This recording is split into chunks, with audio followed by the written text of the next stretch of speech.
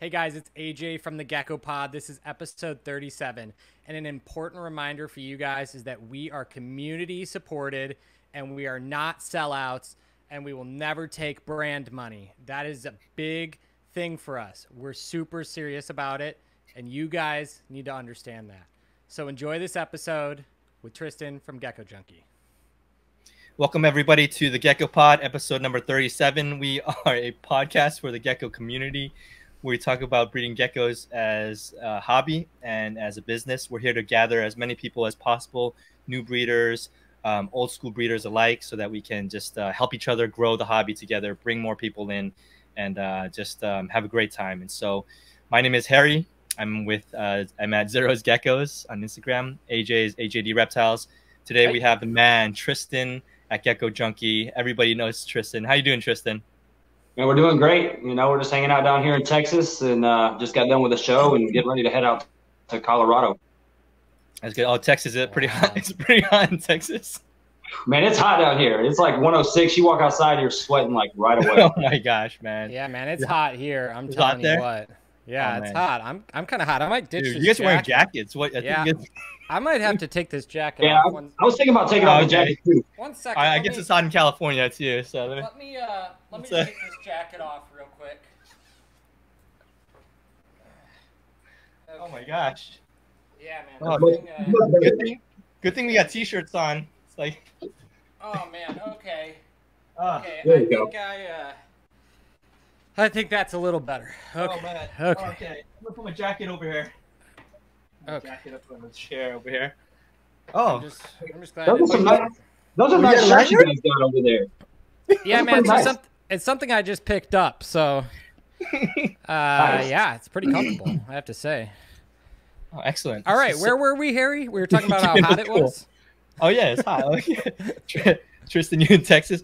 Tristan, you're not from Texas. Where are you from originally? Where were you born and raised? I live and reside in Knoxville, Tennessee. Okay, cool, man. Yeah, so Gecko Junkies is out there. Yeah, we're our main location's in Knoxville. I originally grew up in the Chicagoland area, but now I live in Knoxville, Tennessee. Got it. What actual town did you live in Chicagoland area, Tristan? I live in Elgin. Oh, okay. I lived in Crystal Lake. I don't know if we ever talked about that. No, we have. Yeah, we have. We actually talked about we've gotten started at the similar shows around the same exact time, actually. Animal. Animal Expo, that's right. I had met your cousin, Chad, way before I had met you. Yeah. Because he lived in Huntley? Yeah, he lived in he lived in South Elgin for a while, and now he lives in Lake in the Hills, which is very close to you as well. Yep. That's awesome. Yeah, he's like literally maybe 10 minutes from Kevin Moody's house. Okay. Wow. Yeah. It's a pretty small. There's so many people in the Midwest. It's crazy. And it shows when you go to Tinley for sure. Yes. And it's wild too, because like little did I know, Matt from Pangea actually he started off at Scott Smith's All Animal Expo as well back in the day. Yeah. He was doing, he bought his first animals from there. We've had that talk. You and I have had that talk. So it's kind of funny that, three of us literally kind of got our start from the same exact show. I mean, isn't that even the origin story in a lot of ways for like Barcheck and like a bunch of people? All Animal Expo is the jumping off point for tons of people, which is so funny because if you went to it, you'd be like, this is the thing. Yeah, it's such a small show that you would not expect that, right? Yeah, it's just a small show and there's a lot of dogs and birds and chickens and there's everything, right? So it's it's crazy. When did you start, Tristan, with Gecko Junkies? Well, I would say it wouldn't necessarily be that I started with Gecko Junkies at this time, but I started buying my first geckos essentially in around 2008. Okay, long time. I went to Scott Smith's All Animal Expo. I had obviously had reptiles pretty much growing up my entire life, different things, and something just happened to lead us back to that show. I knew about that show actually when it was originally in a barn with dirt floors. The barn, man. So, yeah, like the Lee Watson swap. Yeah, exactly. So my mom actually dated a guy that knew Lee Watson personally. So I had actually been to Lee Watson's house and got to see some of the stuff at his house and things like that. And then because we knew him, we knew of his show. And I had actually never been to a show at the time. I was around maybe 14, 15 years old. I'd been to pet stores, you know, had different animals, and went to the show, and I was mind blown. You know, I was, and again, it was a small show, but as a kid, you're looking at this and you're like, wow, this is a thing. Because for me as a kid, I always wanted to breed something, but I didn't know what I wanted to breed. And so just going to that show really opened up my eyes to how much more there was out there. And then going to Lee's actual house and seeing a facility that had all these different animals housed. And that's cool. It brought a whole new perspective to this industry to me. And I was still a kid, you know, I really didn't know what I was even looking at, but it intrigued me a lot. That's really cool. Yeah. I didn't, you know, I've always been interested in reptiles growing up. Like it was more like frogs and stuff you could buy at the market. And then, you know, you go to like Petco and all this stuff. And then I went to my first reptile show maybe like several years back. I said, wow, there's so many different animals. Like people keep like random things. It's crazy. And then you go to Tinley and it's like, okay, yeah, this is like next level. There's like every single animal that in this place. There's definitely levels to this industry, right? Yeah. There's a ton of different ways that we can perceive our industry essentially, just based off of different shows, different breeders, different, you know, ways that we do things. So it's very broad. And I think that there's a lot of people that don't know as deep as it goes. And then there's some people that, you know, I mean, even me, I'm still learning things. I'm going to new shows. I'm still impressed yearly by just different things and how the industry is growing. And I guess that's kind of what leads into our business motto is like making an impact on the community and trying to grow the industry, not just being here to make sales, you know? Yeah. I love that, man. I love that. Real quickly before you dive into some deeper stuff, where did you get your name from? You know, you didn't start with Gecko Junkie, obviously. Were you named something else before that?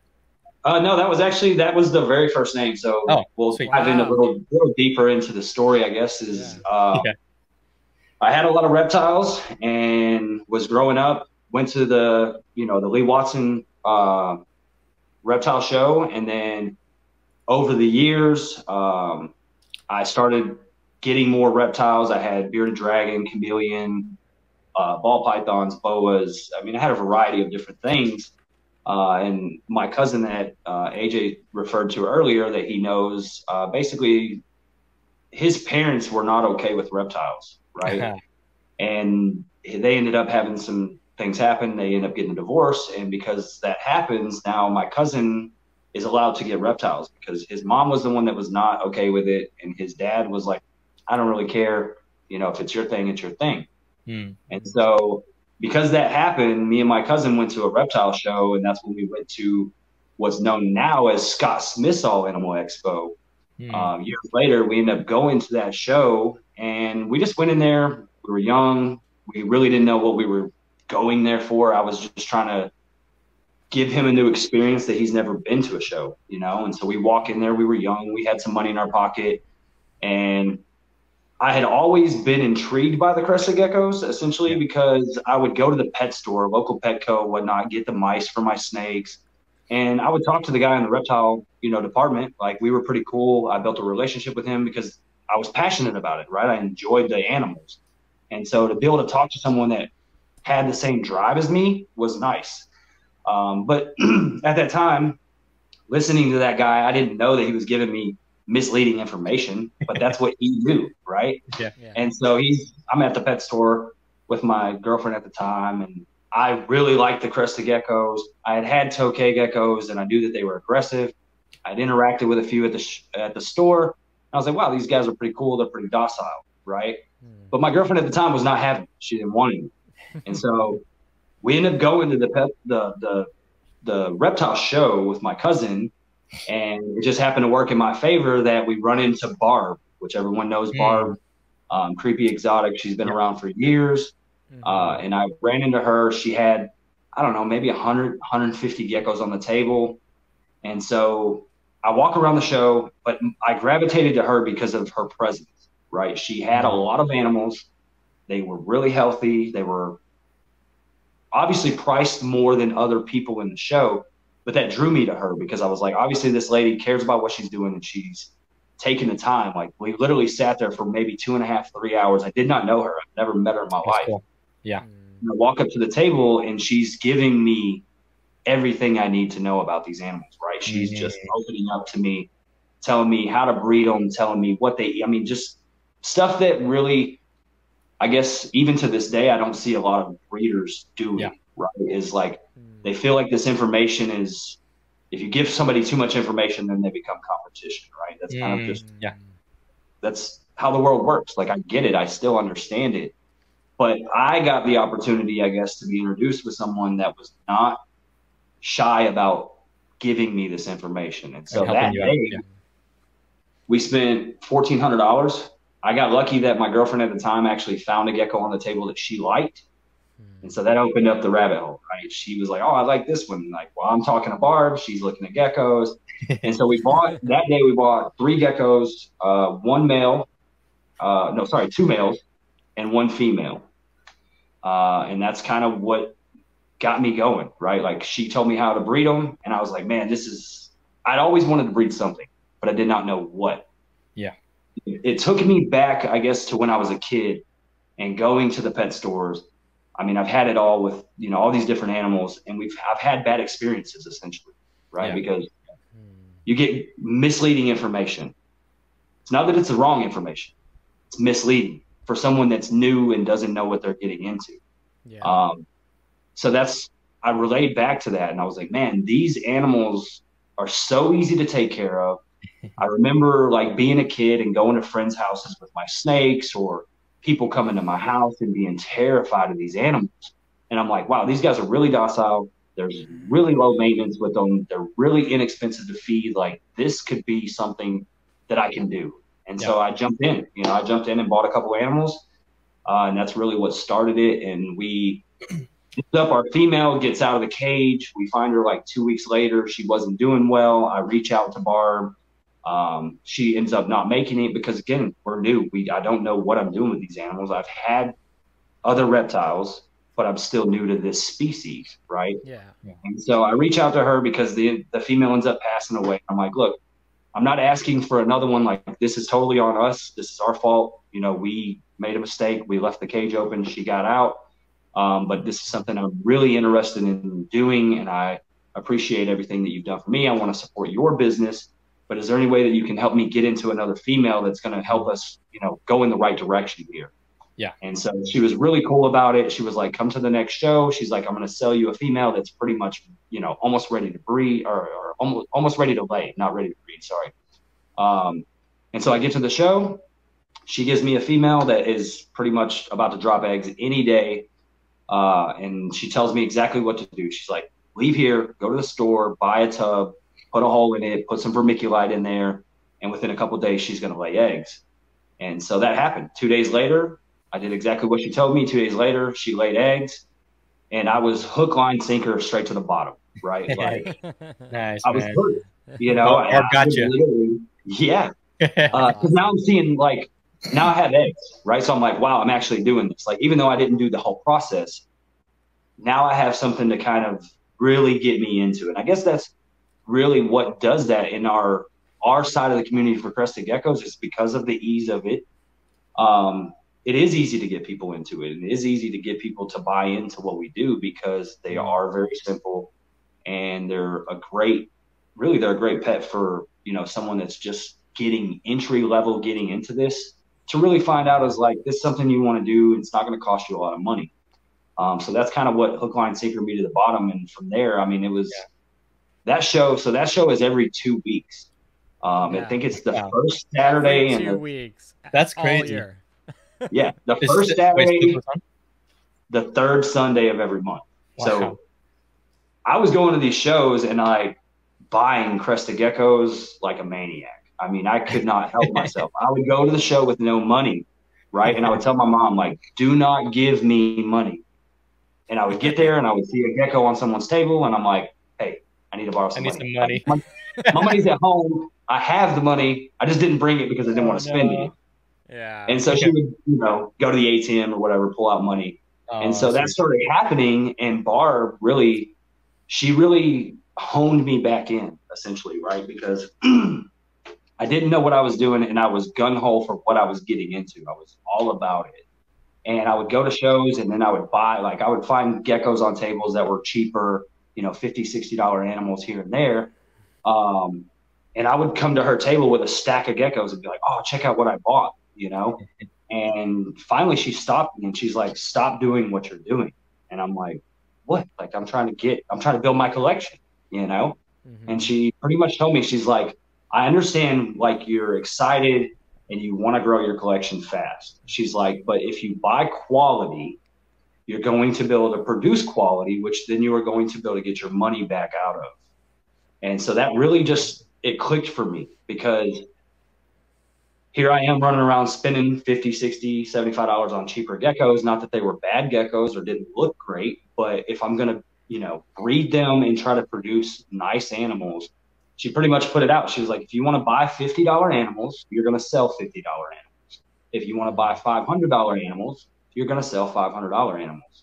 And so that's what really clicked with me early on, is I went from doing that to buying quality. And then she was really cool with me. I could go to shows, walk up to a guy's table, stack up 5 or 6 animals that I liked, grab her, take her over to the table and be like, hey, so out of those 5, which one do you think that I should get? And she would be really cool with it. She would, you know, give me advice and be like, well, if you're leaning this way with your project, then pick this animal. And so that was just, it was really nice to have a mentor, essentially. Yeah, that's cool. That was giving me great advice. Yeah, that's awesome. That's like AJ. I was asking AJ a bunch of questions at the beginning, and then he was really cool with it. So AJ's my Barb. AJ, you're well, that's awesome. What it takes, right? I mean, we all need that, and that's I guess that's where my business motto was built off of. Is a couple of those things: is knowing how easy the animals were and having bad experiences with other species, and then running into someone that didn't want me just running around spending my money on something and blowing my money and not really thinking business wise about what I'm doing, right? Because I mean, at this time I'm in my early 20s. I don't really know what I'm doing. I'm just jumping into something and I'm excited about it. And I see it all the time at shows, right? Yeah. We all do. You get people that are brand new and they jump in, and that's, I mean, we're all guilty of it, but I was just lucky enough to have someone that kind of said, hey, slow down, really think about what you're doing. And so that's where the name came from. So that's cool. Yeah. Fast forward a little while, I more or less became a hoarder for crested gecko. Right? What are we talking about here? I don't know anything about that. I don't do that at all. AJ's house is better with geckos. What are we talking? Yeah, what are the numbers here? I think we have three. I think we have 3 Gecko Junkies on this call right now. I think that's what's up. Yes. Gecko Junkies. Oh man! So you just amassed and hoarded hundreds of geckos, and how did that? I started producing stuff. I started hatching out animals. I mean, my first year, I think we maybe hatched 8 geckos. Second year, we might have doubled 16 to 20 geckos. Third year, I think we jumped into like 40, 50 geckos that were hatching a year. But again, it was more or less like I wasn't looking to mass produce animals. I was looking to produce quality, right? So that was my goal, was like, I want to produce really nice animals, but I was going to hold them back. And I had the vision of Barb from my very first time walking into that show, when I really became serious about crested geckos. Is what I seen at her table was she had hundreds of geckos, and there were obviously, you know, maybe 10 other people selling animals at the show, but they're small scale, right? So they only have 10, 15, maybe 20 geckos on the table. And you walk up to a table that has 100, 150, 200 geckos, like, that's impressive. It looks good. Yeah. And you know that from my side of the table at that point, I took that person more serious than someone who's had a few on the table. Yeah, this is true. Yeah, when you go to a show and some people have like 20 geckos, so it's like a quarter of the table, versus AJ, where his tables are like stacked up. It's impressive. You begin to look at all those animals, right? So it does drop for sure. I remember I read a book about like marketing in general, and they were talking about the example they used was like farmers markets. So like if you go to a farmers market and you want to buy tomatoes, are you going to buy tomatoes from the person who has like 8 tomatoes on their table and a piece of banana bread and this? Or are you going to go to the guy who's got 8 tables of tomatoes that are stacked 10 feet high? Because clearly that guy knows how to grow a tomato, you know? Yeah, and also you get to pick. There's a lot more options to pick and choose and look, right? So exactly. So that mentality of like abundance draws people, right? It does draw people, but it also can be I guess there's a flip side to it, because depending on who you're dealing with, it can be overwhelming, right? Yeah. Sometimes too many options is too much for somebody. But there's a give and take there. But so essentially what I did was I hoarded the animals, and I would tell buddies of mine, like I would show them my collection. I would show them the animals. I would talk about like, oh, well, there's a lady selling $500 geckos at this show.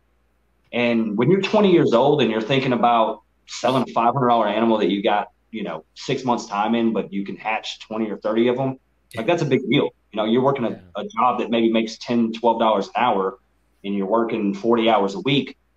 That's intriguing to someone in that setting. It's like, wow, I can make some extra income. I'm doing something that I enjoy, but it just goes hand in hand. And so I would tell friends of mine about like my plan, right? I'm going to set up these shows and kind of sell these animals, but it was just a hobby for me. And I was hoarding them because I didn't want to go to a show and set up with a few animals, because I always thought back, I'm like, what drew me to her table was the amount of animals. And so I started just growing my collection, keeping everything, growing it up. And I remember I had a buddy of mine one time come over to my house, and I had maybe 300-400 geckos at the time. And that's when he looked at me. He's like, so when are you going to start selling? He's like, you keep telling me that you can make all this money selling these geckos. He's like, when are you going to start selling them? And I'm like, I'm just not ready yet. I'm just not ready at this time. That's like me. And my uncle is a really big influence on like me growing up for like being business savvy, social media. He's really good with social media platforms and stuff like that. He knows how to build websites and so on and so forth. And so I was working with him in Charlotte, North Carolina. We were just painting some houses. He owned a painting company, and we're laying there watching UFC fight one night, and I just started talking business with him. And I was just like, hey, like this is, and same thing for him. He was like, yeah, okay, when are you going to start selling these animals? Like, you're talking about this, but when are you going to sell them? Yeah. And so he's like, well, first thing is you need to come up with a business name, right? And I'm like, true story. Like, I need to have a name I'm going to stand on if I'm going to do this thing. He's like, tell me that's your first step, because I'm kind of confiding in him to help me build a website, right? And literally he just started naming off a couple names, because he's heard my story. He knew that I was a hoarder. He's heard that I'm going to these shows and buying animals. And literally the second thing he popped off was Gecko Junkie. And I was like, that's it. And he's like, what? And I was like, that's the name right there. And he's like, really? Like, literally the second thing he said. And I'm like, that's it. I don't even need to hear anymore. That's the name I want to go with.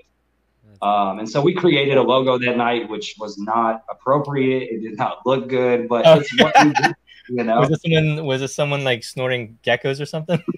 Kind of. It was my vision of the logo, right? Was let's do a syringe with like dripping Pangea out of it and a gecko like holding on to it. Like it's gonna threaten to shoot you up with Pangea. I love that, man. I love that. But hey, we were you gotta go retro and do a limited release. Oh yeah, we need those shirts. Actually, already working on something like that. We've got it designed. It looks way better than it did originally. Okay. So stay tuned for those shirts when they drop. There'll be a limited edition, and you have to take it. You have to be 18 or older to buy it on the website. Well, it actually has Pangea in it now. Okay, it actually looks like there's Pangea in it. It's got some color to it. It's not just a syringe. Okay. But so that's kind of where the name came about. And then I met my wife now, and she basically seen the logo. We talked about the logo, and luckily for me, her parents are kind of in design. They own a company where they do decals and shirts and all of that stuff. And so she was like, let me help you make a new logo. But because of her background and her parents' background, it helped me a lot because she gave me the advice of like, keep it simple, right? Because they know what it takes to make shirts. They know what it takes to make merchandise, essentially. And I see that a lot now in the community is people do this elaborate logo, which is great. It looks good. But when it comes to branding yourself, it's very hard to do that cost effectively, right? Yeah, hard to. And so that's where the new logo came about. Is my wife pretty much came up with something which is very simple, but it's very broad. And then the colors came from. I grew up in Tennessee. I was born and raised in Tennessee. I've been a Tennessee Vols fan my entire life. So the colors there are orange, and I've always liked the color orange, and that's kind of where we took the color and the logo, and we put the two together, and that's when it was created. That's awesome, man. Yeah, yeah, that's cool. That's a super cool story. Yeah, it's really thoughtful in terms of how everything just came together and people helping you out, and here you are with quite the group effort. You had a lot of support. Well, it sounds like you had good people to lift you up, which is awesome. Absolutely. And I guess with that, it goes into listening to those people, right? Yeah. Hearing those people out, taking their advice, and not thinking that I knew everything, because I didn't. I didn't know what I was getting into. I don't know anything about branding at the time. I don't know anything about marketing at the time. I don't know anything besides the fact that I can produce a couple geckos, and I've seen somebody put them on tables at shows. But I guess that's one of the biggest things is being able to take that, constructive criticism and going, okay, well, you obviously know more about what you're talking about than I do, so let me follow your lead. Yeah. And so I did that, and I got lucky in the beginning, right? Because going back to my mother and father-in-law is they made shirts. They knew the avenues. They've been doing that for 20, 25 years. So they knew how to brand. They knew how to make decals. They knew how to make all these things, which was one of the key points early on for me, was branding myself, making a name that stuck in people's mind that they could trust in and believe in. And I feel like that's something that we did really well early on, which has helped us get where we are today. That's awesome. Yeah. Yeah. So I want to circle back a little bit here, Tristan. You had talked a little bit about shows and the All Animal Expo. You obviously are known now for your very crazy show schedule, just so busy. You're all over the place. You're in Texas. You're going to Colorado. Could you kind of talk a little bit about maybe how that came about and what you've seen as maybe the pros and cons of the type of business that you run now, which is pretty like on the road heavy? Yeah. So I guess that all kind of, it was not my plan, right? Yeah. Everything that we're doing right now was never part of the vision. The vision was just, hey, I'm going to do some local shows. This is going to be a hobby for me, and cool. I'm doing something I enjoy. If it makes some extra income, then cool. So I moved back from Chicago. I moved back south to Tennessee. And I got wind of a show called Repticon, which everybody now knows about. That's pretty much who I run with. I'm a sponsor for Repticon now. So I had heard about the Repticon shows, but I did not know that they are as broad in the country as they are. And so I found out about a show in Atlanta. Me and my wife now, we ended up going to that show, and I just wanted to go look around, right? I wanted to see kind of like these people. I'm walking around the show, and they have no idea that I have 400 or 500 geckos at home, right? They have no idea that I know a little bit more about this industry than what I'm putting off, right? So I'm walking around, I'm talking to breeders, I'm more or less observing kind of the industry and like, where do I need to position myself to come into this show and stand out, right? And so same concept. I walk around the shows. You've got maybe 5, 10 people in the show that have 15, 20, 25 geckos. And I have already positioned myself at that time to where if I was coming to a show, I'm going to have at least 100 animals on the table, right? That's cool. So for me, I felt like, okay, I've positioned myself to at least compete with these people being a nobody, right? Because you're going to throw yourself into a scenario where these people, one, have already been in these shows for multiple times, and they probably already have an established name. And two, how are you going to stand out? How are you going to separate yourself from 5 or 10 other people doing the exact same thing as you? And so I just went to the show as more or less a guest, walked around, took in some, mental notes for myself, talked to some breeders kind of to see where they were at, how they were selling their animals. And from there, I pretty much looked into Replicon. I found out that they had a show in Knoxville, which was close to me. I lived a little bit down the road from there. I didn't live in Knoxville at the time. I found out that they had a show in Chattanooga. And then I found out they had a show in Nashville. So I was like, all right, cool. I started booking some shows. I booked a couple shows. Actually, the very first show I did with a buddy of mine that I had just met through like a Facebook group. And he sold leopard geckos. And I was like, hey, man, you cool if I like come and do a show with you and throw a few animals on the table and kind of just, test the waters and see how this is going to be. And so I did that, did a show with him. And he was actually kind of on his way out. So it was like I kind of got in the door with someone that was more or less getting ready to step away from the industry. And then I found out about more shows. I was able to talk to someone at the show about booking tables under my own name. So from there, I bought a banner. Like the first couple things that I did was I knew I had to stand out a little bit apart from other people because I didn't see people branding themselves. I didn't see business cards. I didn't see banners. I didn't see T-shirts. So I'm like, if I'm going to deal with the public, I want them to know who I am. And so that was where the first things I did. I was like, I've got to buy a banner. And I went overboard. I didn't know what I was doing. I bought an 8-foot by 4-foot banner that was like way too much, right? But to me, I'm like, all right, I'm going to stand out. They're going to see me from afar. And I went to like the local Staples and just made some paper business cards that were not going to cost me a ton of money. And then the same buddy of mine that I knew that was kind of giving me a hard time about, hey, man, you should sell these animals. He had a cricket machine. And so he was like, I can make you a couple shirts for like $15. And I'm like, all right, cool. Let me get a shirt because I want to have my information on me. Like I want people to remember the name. And so that's kind of where it started. I ended up booking shows. And I think my first show I did was in Chattanooga by myself.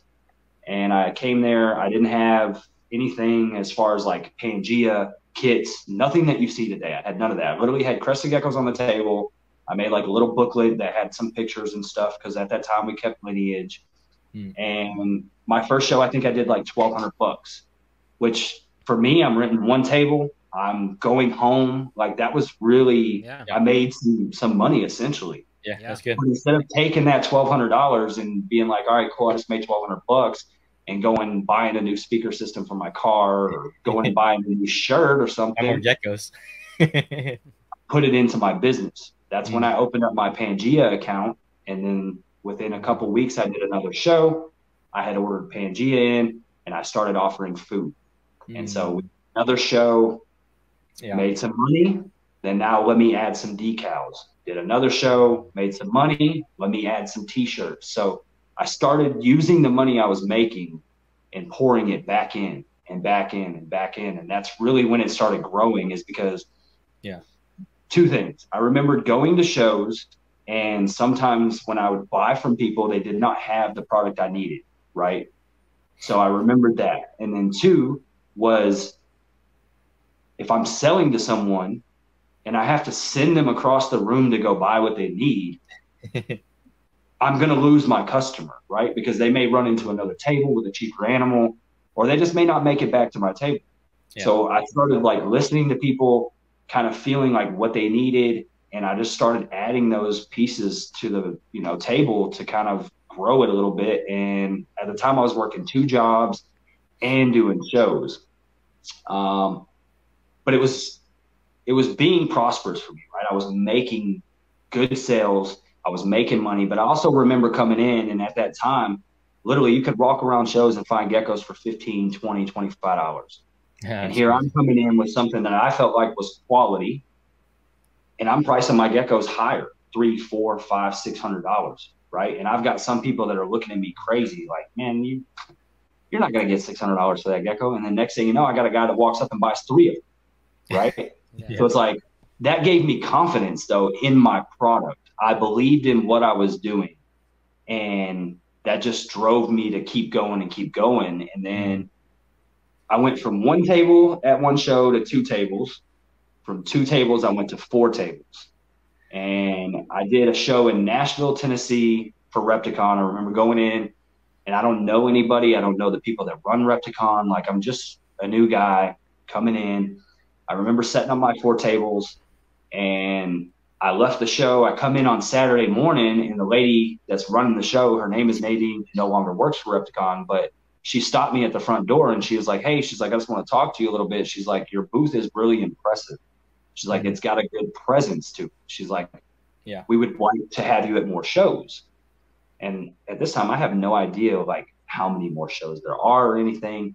I'm, again, working 2 jobs, right? I'm working 2 jobs. I'm working a landscaping job that's like from 7 o'clock in the morning till like 4 o'clock in the afternoon, go home, shower. And then I worked restaurant business, and I was basically a server at Chili's, and I would work from say 5, 6 o'clock in the evening till midnight, right? I was a closer. So that was my 5, 6 days a week. If I had a show weekend, then I would be off on like Friday, Saturday, Sunday, but still have to be back to work on Monday.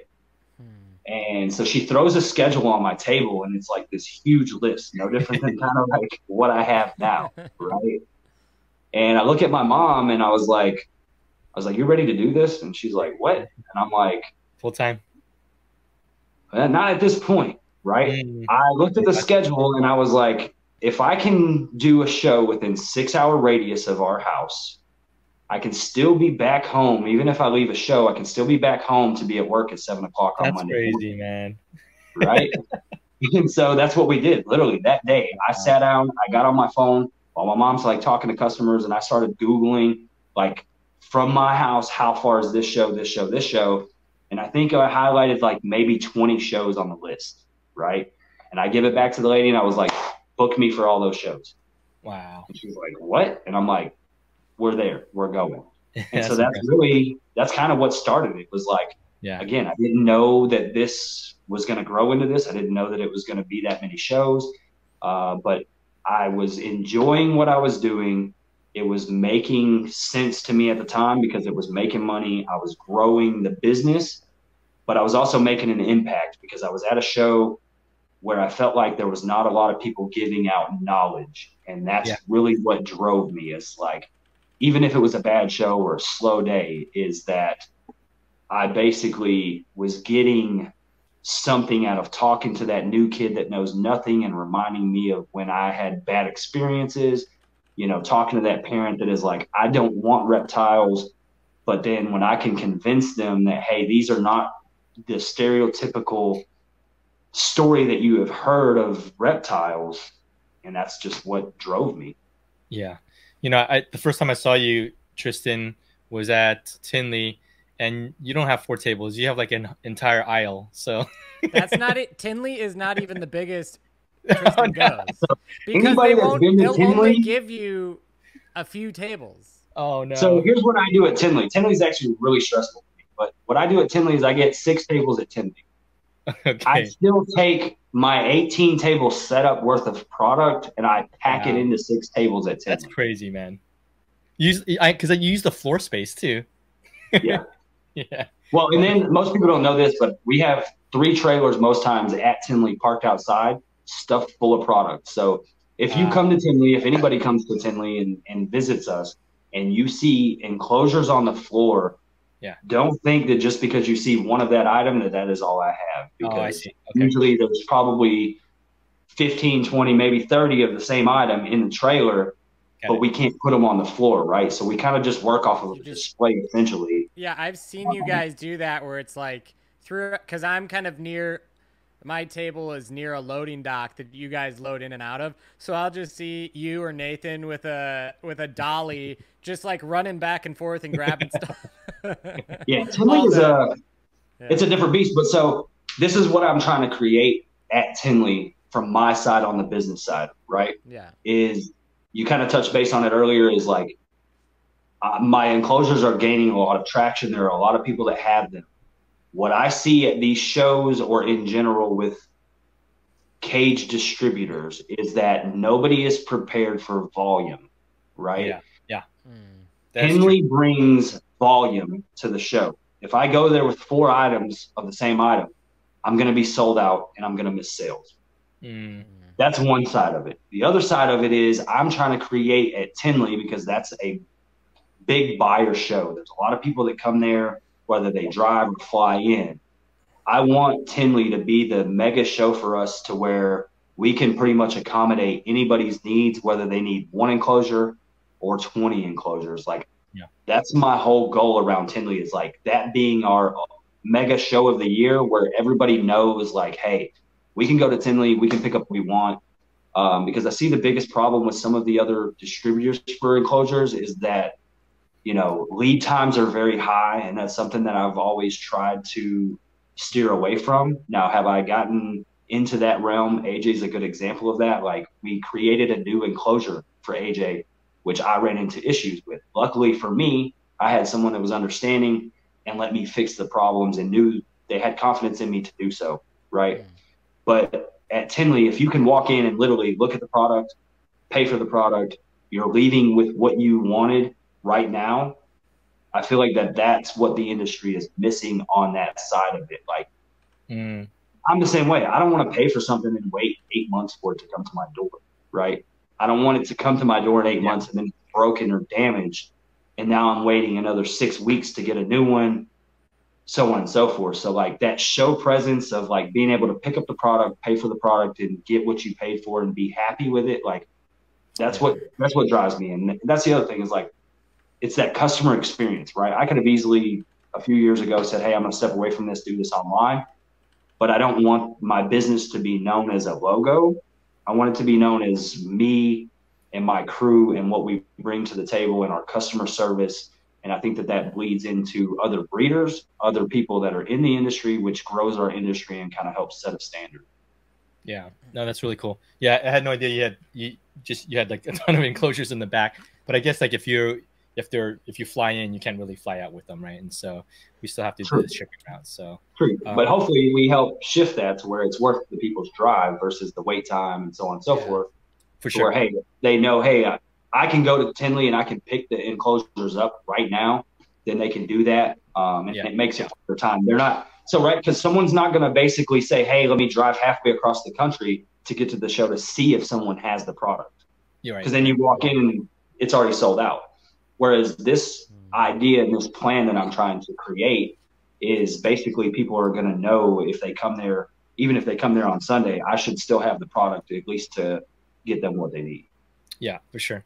So, you know, we talked about this a little bit earlier. You're like a major provider of these high quality PVC enclosures in this hobby that people love, right? You know, I know AJ has a wall of them. Gabby at Morph Menagerie, Gabby and Brett has a wall of them. Sam, Crestopia, Allie. Can you tell us a little bit about kind of the history of how you came about providing enclosures and just tweaking it and refining it to a way that was where these big breeders are using them?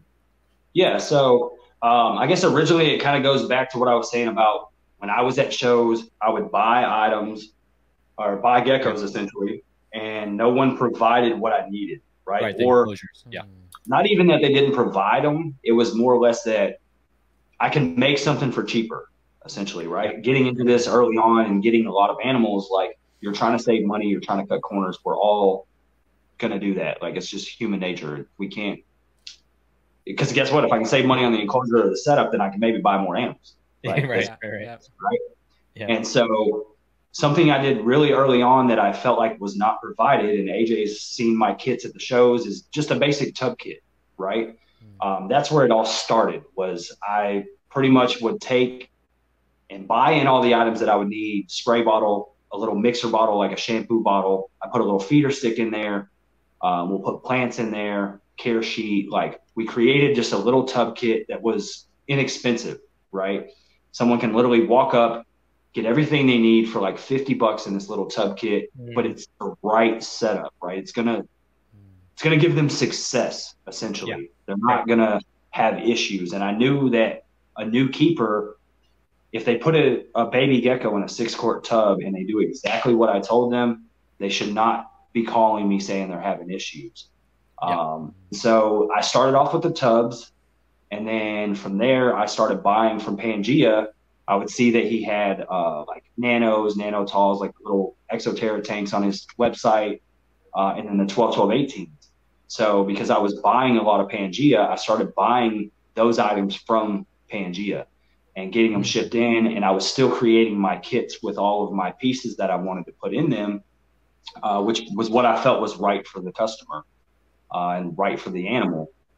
And so, because I don't like Zoom Ed's kits, I don't like the kits that they pre-make. Like, in my opinion, they're giving them items that they don't need. Yeah. Exactly.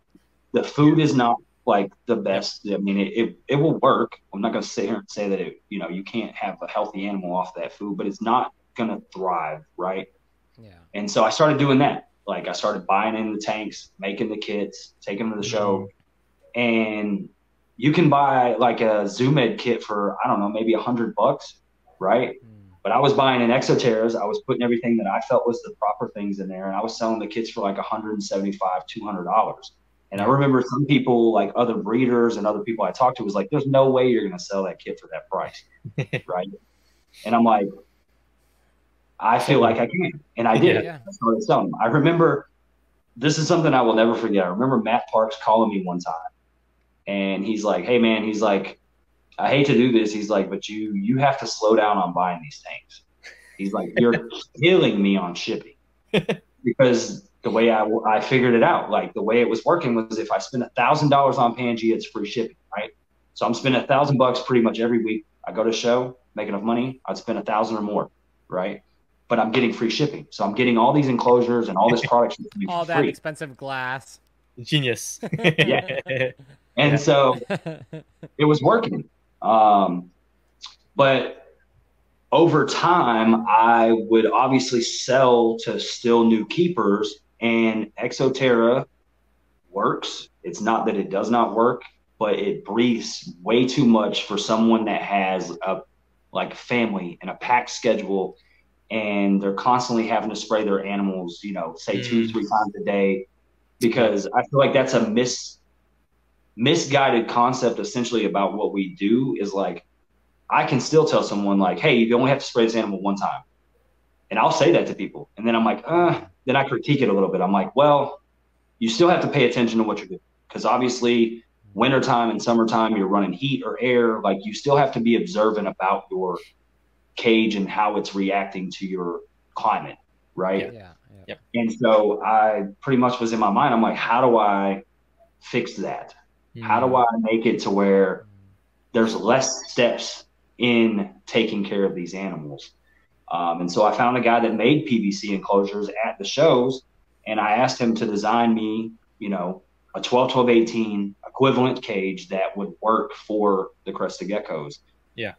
He made me some of those cages. I bought, a handful of them, started selling them to my customers, and I sold some to what was at the time became a really good friend of mine. And when I was in Nashville, he would allow me to stay at his house to save money on hotel. And so I remember being at his house one time, and I went out on the front porch, and I see that he has these enclosures that I sold him are all sitting on the front porch. And I'm like, "Bro, like, why are the enclosures out front?" And he's like, "Oh, they're garbage." And I'm like, trying to create something better here, not go the opposite direction, right? Yeah. And he's like, "Well, they just don't breathe enough." He's like, "They're holding humidity way too much, and they're like molds building up and stuff like that." So I was like, all right. So I go back to that guy, and I'm like, "Hey, look, we need to do something." Because what it was he only had 1 2-inch vent in the back of the cage. So there was no cross ventilation, essentially, right? And so I was like, well, I got to start making my own. So I personally, because he didn't want to change it, he's like, "I've been building these same style enclosures for 12 years. Like, I'm not going to do anything different. It works." And I'm like, well, I've got somebody telling me different, right? Yeah. And so I went and I bought the material myself, went and bought a table saw, and we started basically making the enclosures on a table saw. But they were the same thing. They weren't the greatest, but they were working for what I wanted them to do. But in my mind, I'm like, I'm only going to create enclosures for crested geckos. Like, that's it. That's all I'm trying to do. right? And if anybody's familiar with a company called I Heart Geckos, they know that they make 10 and 20 gallon conversion kits, right? Which, so you can basically take the conversion kit, you can put it on the 10 gallon and take the screen away and do the exact same concept of what the enclosures we have now are. And so I started talking to the owner of that company. We were at a show. I seen the product.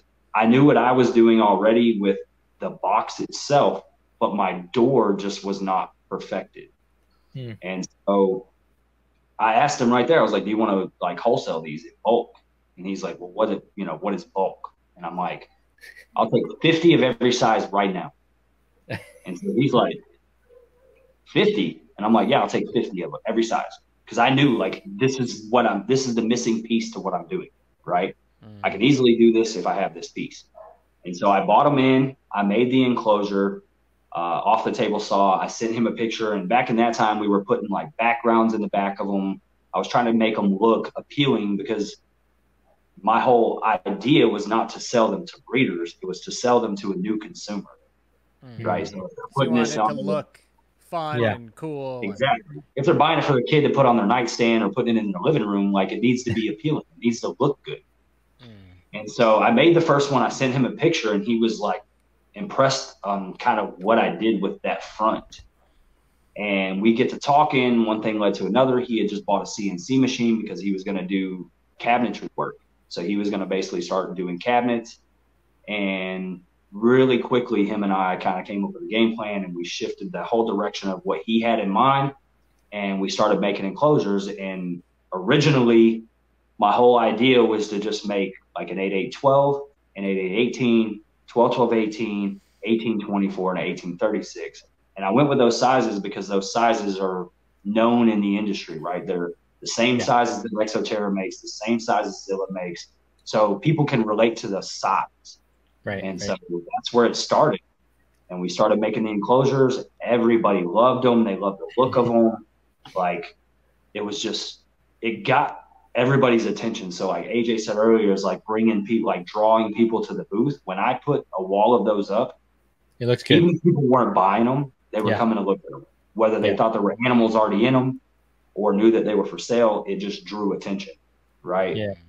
So that's kind of how it started. Yeah. And then where we are now with it essentially is like being at shows and talking to thousands and thousands of people about different species, right? Animals that I've never even had or worked with, is hearing some of the problems that they're having with heat and humidity and maintaining certain things. And so that's when we started branching out and being like, all right, well, we need to make, enclosures that will fit and accommodate bearded dragons, or ones that will accommodate ball pythons. And so we started playing around with a little bit of that. And then the way that the multi-units kind of came about was Samantha Maddox reached out to me from Dystopia, like you mentioned earlier. And she was more or less trying to figure out how she could take the enclosures I had and accommodate those into like a baker's rack. And so that's when the whole concept come up, was like, how do we just eliminate the baker's rack? Yeah, just stack them. Yeah. Right. So we're like, all right, well, we already had the stackability feature, but it was like, now we need multiple ones in one unit. I see. Yeah. You're going to save money, right? You're going to save money. So right now, my enclosures, if you buy a 12/12/18 from us with no light in it, is $125. Whereas if you buy a 4-unit enclosure, it's $450. Yeah, I see. You're already saving money by buying 4 versus 1. And so that's kind of where we lean towards, because we're not using as much material. That's all it boils down to, is like, it's less sides, it's less pieces. Yeah. And if anybody knows anything about PVC right now, it's very expensive. It's crazy. It's expensive. Yeah. It's expensive. It's not cheap. And so that was how we concepted the multi-units. And then one thing led to another. Gabby reached out to me. She got enclosures. She loved them. And that kind of really started getting us some traction, right? Because now we have other breeders that are talking about the enclosures, that are supporting the enclosures, but also giving me positive feedback to critique it, right? Because it's not perfected at this point. And that's when we came up with a new one, which I think is one of the top sellers. It's one of the better enclosures, is what AJ wanted. AJ wanted the 12/12/18, but he wanted it to be 18 inches deep because then it would allow more room in the breeder for a lay box. And so we made that enclosure, and then it just kind of started growing. We've got, for the multi-units now, I think we have like 6 or 8 different sizes, but they all stack together. So whether someone has that's the coolest geckos, thing. That's the coolest thing right there, for sure. The stackability. So you've got leopard geckos, ball pythons, crested geckos, bearded dragons, a wide variety of species. Like, it doesn't get into like bigger species like monitors and stuff like that because we can only go 4 foot wide. But we have multi-units that can all link together and stack together to kind of create like that entertainment center. That's really cool. Yeah. Piece in your home, but you can still house all of your animals, because that's one of the main things I hear at shows, right? Is people will come in and they're like, well, I've got tanks everywhere. I've got a, tank over here on the wall. I've got a tank over here on the wall, and they can't stack them. They can't put them together. So they're realistically, you can't have as many animals because you're losing space and it doesn't look good. So that's kind of where it looks like a crazy person's house when you have 1,000 10-gallon tanks all over the place. So this looks legit, right? People see it and they're like, oh, I didn't like, this is a real thing. This is legit. I mean, it looks like I'm in a zoo or I'm in like an aquarium. Something professional. Yeah. What's kind of cool, I noticed the features on some of like Gabby's and AJ's, kind of that misting hole, where it's easily, you can just mist. You don't have to open the door. I still have to open the door on these herp colts, and I don't have like a back misting. That'd be cool if I had that, but I think your enclosures have that, right? These ones don't. Yeah, they have the front screen, so you can mist them if you don't want to open the cage. You can still mist it there. Yeah, that's convenient, man. Yeah. They have a couple other options that basically the tops can be removable. So let's say that you have a home that is trapping the humidity too much. You can put a screen option in there, so you can actually still put a screen in the enclosure, or you can keep it solid top. And we're still evolving it, right? Because that's one of the main things I want any of our clients to know that buy our product is like, never be afraid to give us suggestions on how to make it better. I'm an open book. I listen. That's how I have built my business. It would not be what it is today if I didn't listen to the people that were giving me feedback on how to make it better, right? Awesome. And also always remembering what it's like to be on that side of the table, like remembering what it's like to have that first experience, or to talk to someone and get good advice, right? Not just advice that's going to lead you down a dead-end road. So that's really what's built us to where we are today, and we're still critiquing it. Like right now, we have created the same enclosures that AJ has, Gabby has. Samantha wants to basically redo her entire room because she wants to move towards UVB, right? So she wants to have UVB lights on the enclosures. Now, going back to AJ that bought enclosures, he kind of customized them himself and made like a spacer so that his misting systems can run in between. Yeah. So AJ referred a customer to me. The customer wanted the same concept as AJ, so we ended up basically redesigning the cage. I had them in Tinley. We sold 1 stack of them. They were there. Basically, we created where there's a riser. So the side panel has a bigger riser, which allows space in between each enclosure to have wires or have misting systems, UVB lights. So the Vivarium Electronics UVB light, or Arcadia's UVB light, can fit in between them now with this spacer. Wow, right? Okay, that's cool. But that came about because Samantha started talking to me about redoing her entire room. She already has a bunch of enclosures that she more or less previously purchased. And in her conversation with me, she's like, well, I'm going to just sell these off and I'm going to replace them. And so I didn't want her to have to come out of pocket more money than what she was already going to have to spend to replace certain cages. So instead of doing the whole new side panel and making her have to basically redo her entire room, we came up with a spacer that will go in between those now and still utilize the same enclosures with this new spacer in there, and doesn't have to spend all this extra money. But that also kind of took me back to all of my previous customers like AJ, Gabby, anybody else that's bought our enclosures, was how do I make those enclosures work for the same thing versus making them have to repurchase from us again. That's awesome. Yeah, no, that's really cool that you're thinking of from the consumer level. You're able to make different iterations that help add on to help fix rather than just like junk the whole thing. Yeah, Right? I think that's amazing. you're amending things that you've seen that the market demand on product that already exists. Right. Which is cool. That's awesome. That's awesome, man. That's what keeps people coming back, right? Like, yeah. Again, I said it earlier. I'm here to make money. Obviously, this is now geared to me. This is my business. This is what I do. This is what I do full time. I have no choice but to obviously think about the money side of it too, but also keeping my reputation and taking care of people that have more or less taken care of me to get me where I'm at today. Right? Is finding ways to accommodate what they already have. Yeah. Are these Gecko Junkie? Sorry, AJ. Quick question. You can go ahead. Are these like PM Herps type of racks, or are these Gecko Junkie racks? So those are from JPM. Those are what I keep my hatchlings in. Those racks right there. There's 8 racks. No, there's 4 racks right there in that picture. They hold 210. So if you look to the far left, basically it's a 4-foot wide rack by about 6.5 foot tall. Okay. And it holds 210 tubs. They're just little pencil box tubs, but they're great for hatchlings. Yeah. That's cool. You know, if you put hatchlings in there, they're going to find their food. There's no ifs, ands, or buts about it. But you can really start crested geckos off on crickets really well in those tubs because of how small they are, right? If you put crickets in there, they're right on top of them.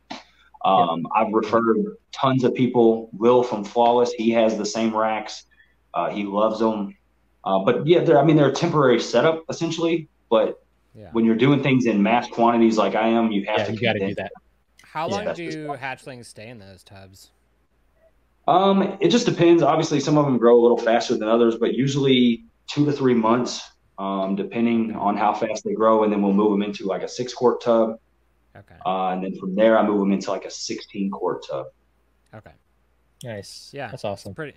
I think, yeah, you can do it. Yeah, I've always done it with just 6-quart as the first start, but you have to be, getting them on crickets can take a couple weeks for sure. Right. So you probably skip some of that. Yeah. And it's easier for me to maintain too with having them in something smaller, right? If I open that tub up, I kind of see everything that's happening in there, whether they ate the crickets or not. I feed them crickets whether they're eating them or not, right? The entire wall gets crickets. And then when I come back, if they have not ate them, then I'll either, dump them back into a bucket or change their bin out. It doesn't mean that the next time that we feed, we don't give it to them again. We literally will offer it to them again. And eventually they just start taking the crickets. But once you get them in those tubs, once you get them started on crickets, like I literally can start dropping crickets in there. And before I'm shutting the tubs, like they're pouncing on them. Yeah. Just because they're right there on top of the crickets. Yeah, man. Feeding crickets is such a I preach it a lot on the podcast, but I'm just like a huge advocate for feeding bugs. I know there's speaking of like misinformation, there's when you're talking about like Petco giving you info that's maybe not correct. I think a big thing that people talk about with crested geckos is they always try to sell them as not needing insects, right? And I think that that's maybe true if you have one pet and you don't care at all how long it takes to grow to adulthood. Right. But from a breeding perspective, it's not really the case. It is an animal that eats insects. It sounds like you understand that. I'm kind of guilty of that too. Like that is one of my sales pitches to new customers. Yeah. But I don't leave it at that, right? Yeah. I don't tell them that they don't need the crickets. I tell them that you can substitute it as a treat. It's not their main staple diet. If you want them to grow faster and you want them to have a better life, then obviously offer them crickets. But and I feel like to me that kind of ties into what you're saying is because I'm trying to speak the same language as everybody else. And I feel like that's something in our community that hurts us essentially, right? Is if you go to 3 different people as a new consumer and you get 3 different opinions, you're confused. Yeah. You don't know which way to go. You don't know who to believe, right? So I kind of sell them on that as well. I let them know, hey, there is a crested gecko diet that has the insects already in it, and you don't necessarily have to give it to them. But if you want them to do better, you want them to grow faster, then we definitely recommend that you either give them, crickets, dubias, and something that's in my care sheet, which I think is, it's kind of got a little bit of, it's a double-edged sword essentially, is like, I tell people not to feed them worms, right? Because most people are going to go to a mealworm because that's the most easily accessed worm out there, which has a harder exoskeleton, right? It's harder for them to digest. So in my care sheet, I tell people, do not feed them worms. And I even had someone this last weekend that was like, hey, I looked at your care sheet and I've looked at other breeders, and you specifically say, do not feed them worms. She's like, why is that? And I was like, well, it's because of the worms that you're going to pretty much come across. I was like, now, if you want to feed them wax worms, or if you want to feed them hornworms, like, I would recommend those worms. But most scenarios, if you go to a pet store or you go to a reptile show, the worms that you're going to come across are going to be mainly mealworms and people worms. Yeah. So hornworms, yeah. Yeah, and for the beginner, that's probably something that is best to avoid if you don't know what you're doing. Yes. Especially not to, what to watch out for. But I mean, obviously there are people out there that feed mealworms, right? Yeah. Again, I'm not the guy that's going to tell you that that's the wrong thing to do, but it's good beginner advice for sure, though. I would recommend. Yeah, but I'm not feeding my geckos mealworms. Yeah. So yeah, that's totally fair. Yeah. So, speaking, I want to kind of like wrap back with the shows and with what Barb did for you. She was kind of that ambassador for the hobby for you. So how, like, you've talked about it a little bit here, a couple little snippets here, but what would you say for people that are vending shows? How can we be the best ambassadors for the hobby, from a business practices standpoint, and also just from a customer service standpoint? What can we do, and maybe what do you see that's lacking when you go to shows that you're passionate about? I think one, it starts with branding yourself. I kind of touched base on that earlier. People are going to believe in you more if you believe in yourself, right? If you go to a show and you don't represent your name, your business name, your company, how are they going to know who to contact for information outside of that, right? If you're not providing business cards in general or your business name, how are they going to reach out to you? So I see that that's one thing that is kind of lacking in our industry essentially is, and that's not everybody. It's not to say it's everybody. And obviously it takes people, time to get there sometimes. But if I was coming into a show, that's one thing I would really focus on is making sure that people are going to know who they are dealing with. Second thing I would say is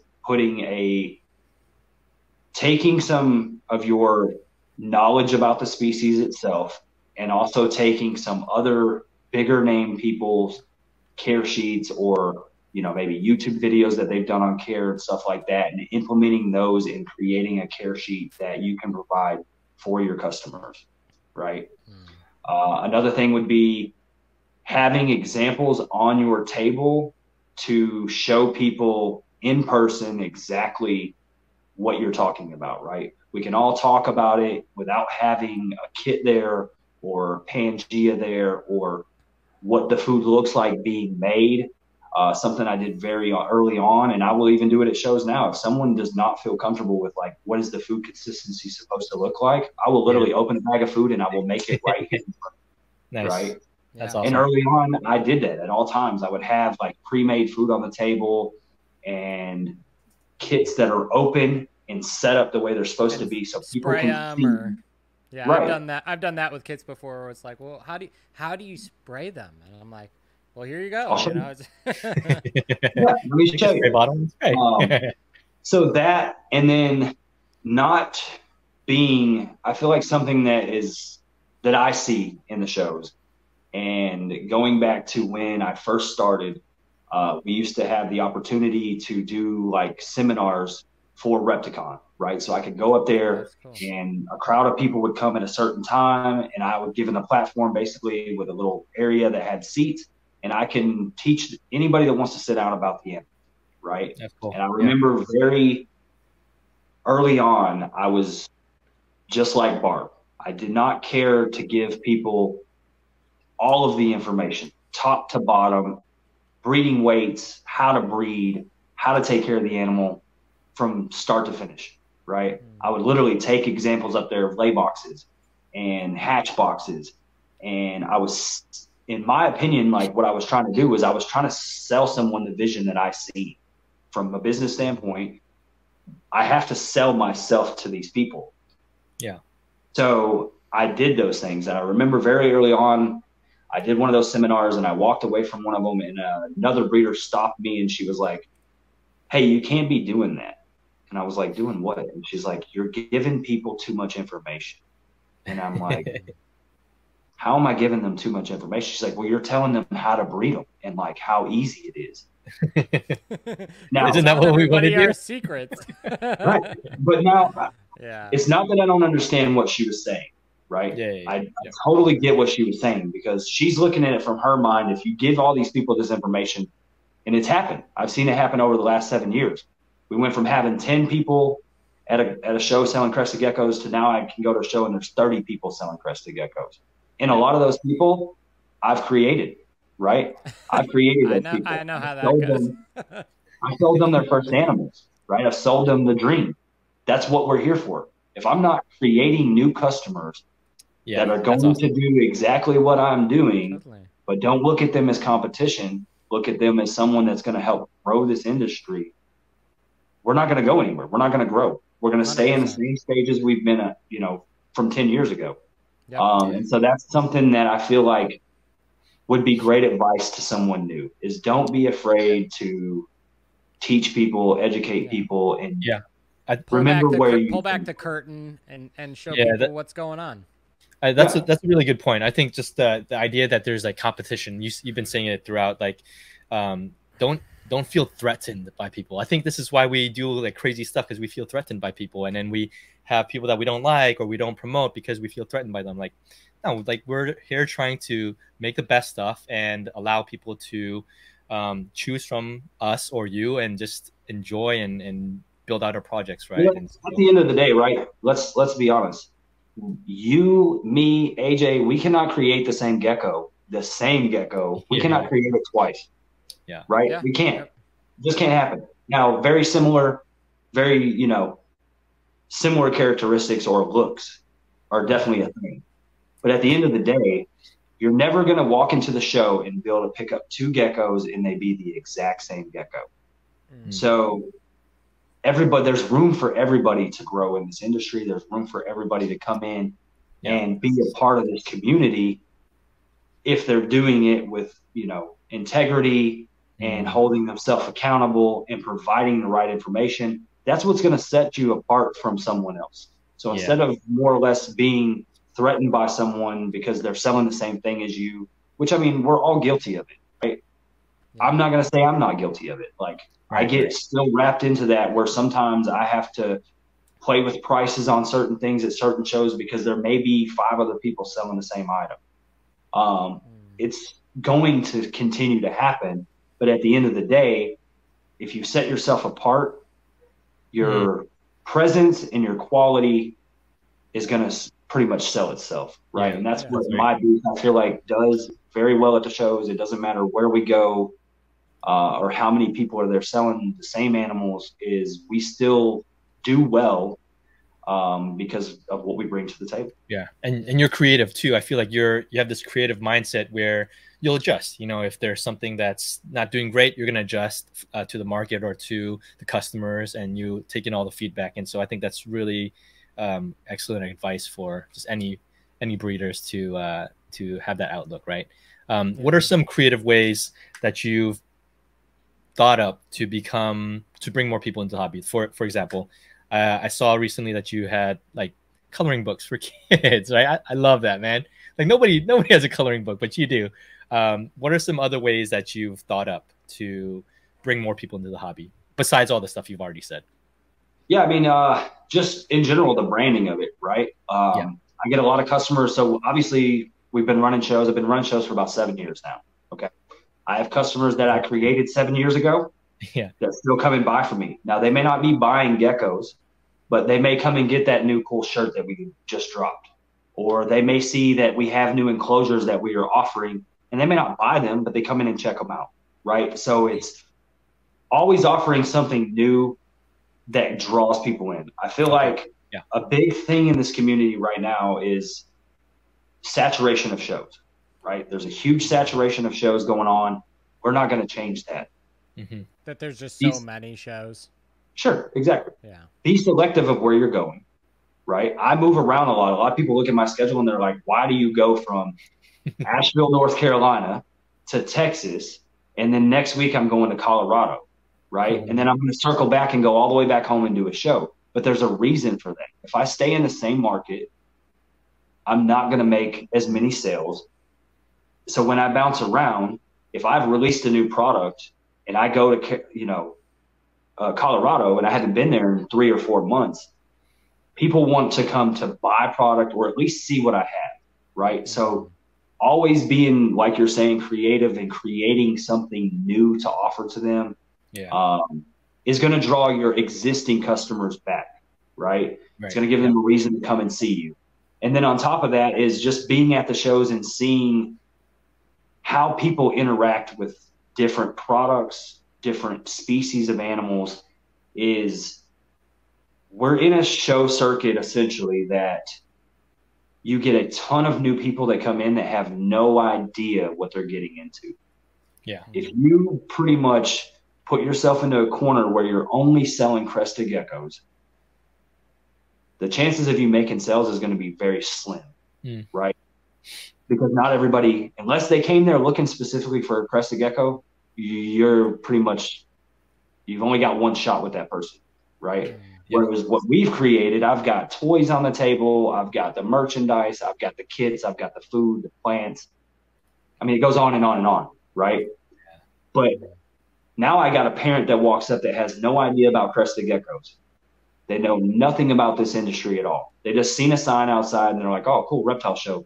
It's raining on Sunday. Let's fall in there. They walk up to my table, and the first thing that I do with every customer, sometimes it's funny because I'll say it 5 times to the same customer because they just happen to still be standing there, is if you have any questions, let me know, right? Like right away, opening the gate to them like, hey, you can talk to me, right? I don't care age, ethnicity, your appearance, none of that matters to me. I treat everyone equal and try to be like, hey, look, if you got a question about something, let me know. And 9 times out of 10, they're going to be like, no, we're good. We're okay. We're just looking. Oh, cool. Well, you know about crested geckos? Let me tell you a little bit about them. And I don't give them the opportunity to stop me, right? I just start giving stuff off. I love that, man. Right? I love that. But it will stop them and they want to listen. Yeah. Okay? They want to hear what you have to say because they see the passion in it. Now, I could have just talked to a family that's standing there with 3 kids and they have no intentions on buying an animal. But because I took the time to talk to them and spend a little time letting their kid hold the animal or whatnot, they want to support me. Yeah. So now they may buy that lanyard you have on your neck, or they might buy the keychain just to support the business and the brand and the passion, right? So that's, I guess, where the creativity of my entire group came about, is just not everyone is there to buy today. Not everyone is there to buy in general. Some people are just there to look, and that's okay. I'm totally okay with that. But you're like planting seeds in their minds, and they'll eventually come back and get your stuff. Or they'll tell somebody about it. Like somebody will say, how's the reptile show? And you're like, oh, I saw these really cool geckos. And by the way, you just have to go west a little bit more, come to California and do the Anaheim show, which is happening this weekend. And well, I actually want to do the super show out there for sure. And then I've been talking with Repticon. They want me to do the show in Arizona. They have a Phoenix, Arizona show. So it's not too much further. About kind of making our way out there. It's just it's a hike. It's a long trek, man. Yeah, it's a hike with a big trailer and a big truck. That's a long drive. Yeah, so most people don't know that. I run around right now. We drive around with a 44-foot trailer. We come pretty heavy, so it's a big commitment. If I go to California, I'm probably going to spend about $4,000 in fuel. Yeah, that's crazy. That is crazy. So that's crazy. Cool, man. Yeah, that's awesome. We're gonna pivot a little bit. We're gonna talk a little bit about morphs. And where do you land in terms of morphs? I know you have lilies. I was just messaging you earlier about lilies. You have lilies. Do you have any of the newer morphs? Are you familiar with kind of all the sable, exantics, we just talked about pixels recently, and where are you on that radar in terms of like breeding and producing those morphs? Or are you focusing more on what your your bread and butter of what you've already been doing with tricolors, tigers, things like that? I think that I more or less I kind of focus on quality and quantity, right? Okay. For me, that was never my plan in the beginning. I think that that's something that's very hard to accomplish in this industry, is having good quality animals and doing it on a quantity standpoint, right? Yeah. So that's something that I've always focused on. Going to shows early on, and when I first started, tricolors were definitely what were my niche. Like, that's what kind of drew me in, because back to my mentor was Barb, and who better to buy tricolors from, was Barb at the time. She had top-notch tricolors, and that's what kind of got me started with those. But as I started doing shows, so tricolors and pinstripes are like my go-to. Got it. My collection is full of those two morphs, right? Yeah. I have more of those than anything else. But as I grew, started doing shows, I noticed that not everyone was looking for that specific morph. So then I started getting reds, right? Just bicolor reds. They're not top of the line, but they're cost effective for a new keeper, right? It's just a plainer animal. And then like my yellows, I started getting into just base color yellows that don't have any pattern. And phantom yellows, phantom reds. Exactly. And so it was having the top-notch tricolors and extremes and really nice pinstripes, but also bringing in an animal that was still affordable for that new keeper. And that was really what was a pivotal point for me. It was like learning, like, you're not always going to sell $500 animals. You're not always going to sell high dollar animals. So especially with what I do, right? I'm not online. I was never, my intentions when I came into this and started doing this was never to be the top of the line breeder producing the next best thing. Got it. Okay. It was being someone that made an impact on the new keeper. But if I'm going to do that, I still have to keep affordable animals. I can't sell them $2,000, $3,000 animals, right? Yep. It's not to say that I don't have them. It's not to say that I do not offer them. It's just I knew that with what I was doing and the direction I was going, that was not the route I wanted to go, right?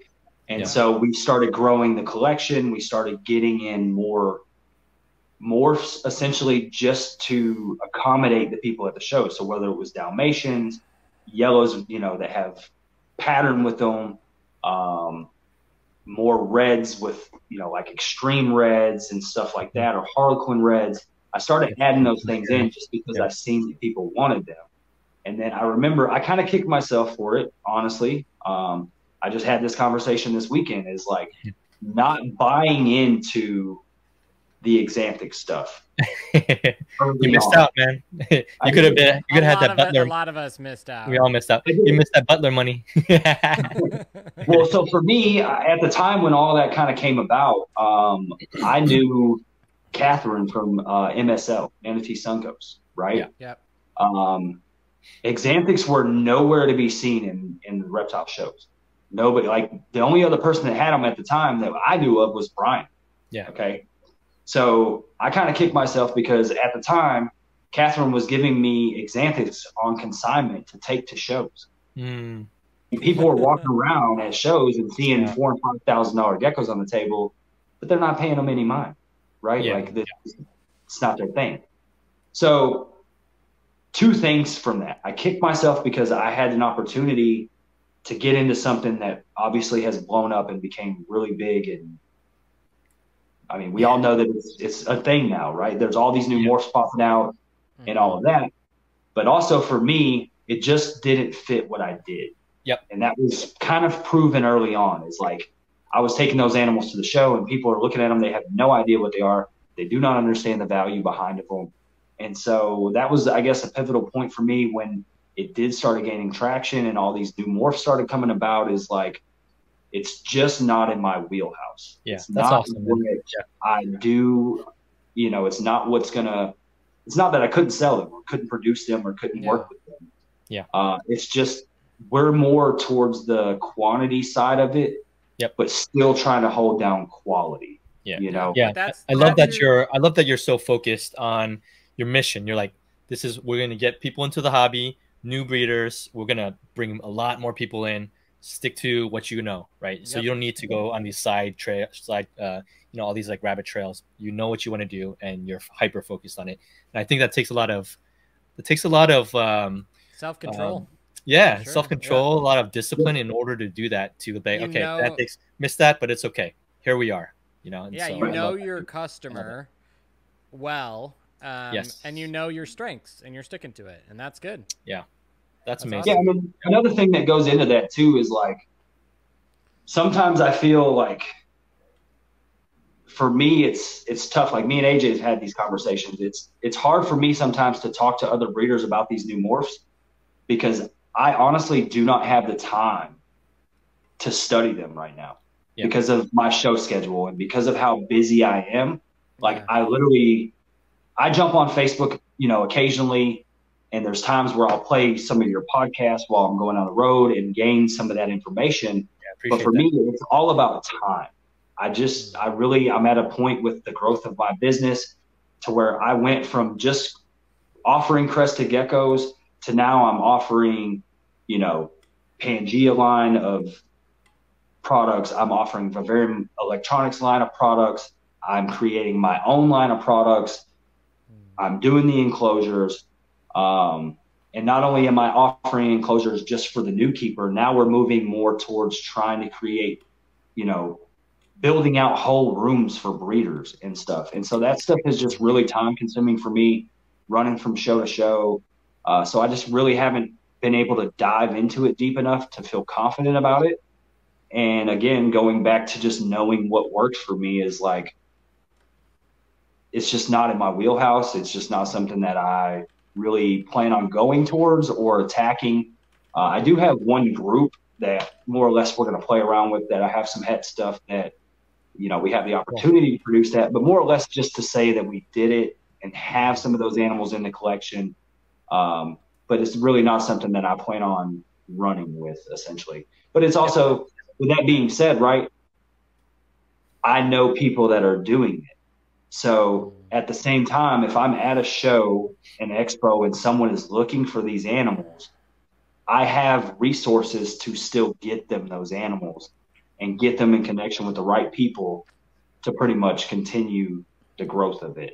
And that's, so you're not afraid to send somebody that's looking for an animal to a competitor of sorts, because you want to be viewed as a trusted advisor, right? Yeah, that's awesome. And that's awesome. You're channeling what Barb did for you into every person you meet, opening that curtain and being a trusted source.